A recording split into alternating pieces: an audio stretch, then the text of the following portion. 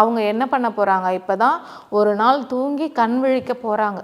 அவங்க கண் விழிக்க போகிற நேரத்தில் நம்ம அவங்கள எப்படியெல்லாம் மகிழ்விக்கிறோம், நம்ம எந்த வகையிலலாம் அவங்கள வணங்குறோம், எப்படியெல்லாம் அவங்கள சந்தோஷப்படுத்துகிறோம் அப்படிங்கிறத பொறுத்து அவங்க நம்மளுக்கு வரங்களை வாரி வாரி கொடுப்பாங்களாம். நம்ம என்ன வேண்டுறோமோ அது அப்படியே நடக்கும் அப்படிங்கிறது தான் இந்த மார்கழி மாதத்தோட ரொம்ப பெரிய சிறப்பு. சரி, இது புராணங்களில் சொல்லப்பட்டிருக்கிறது சொல்லிட்டோம். இப்போ அறிவியல் காரணம் அப்படின்னு ஒன்று இருக்கும் இல்லையா, அந்த அறிவியல் காரணம் என்ன அப்படின்னு பார்த்தோம்னா, இந்த மார்கழி மாதத்தில் ஓசோன் அருகில் என்ன பண்ணுதுன்னா நம்மளோட பூமி வரப்போகுது. அப்படிதான் இருக்கு, இவ்வளோ நாளும் அப்படிதான் வந்துட்டு இருக்கு. அப்படி ஓசோனுக்கு அருகில் வர்றப்ப விடியற்காலை நேரத்தில், அதுவும் குறிப்பாக பெண்கள் விடியற்காலை நேரத்தில் எழுந்து கோலம் போடுறது அப்படிங்கிறது அவங்களோட உடலுக்கு ரொம்ப ரொம்ப நல்லது, ஒரு பெரிய ஆரோக்கியத்தையும் புத்துணர்ச்சியும் தரும். அதனால தான் இந்த மார்கழி மாதம் முழுவதும் விடியற்காலை நேரத்தில் பெண்கள் எழுந்து கோலம் போடணும், ஆண்கள் எழுந்து பஜனைக்கு போகணும் அப்படின்னு சொன்னதற்கான அறிவியல் ரீதியான காரணம் இதுதான்.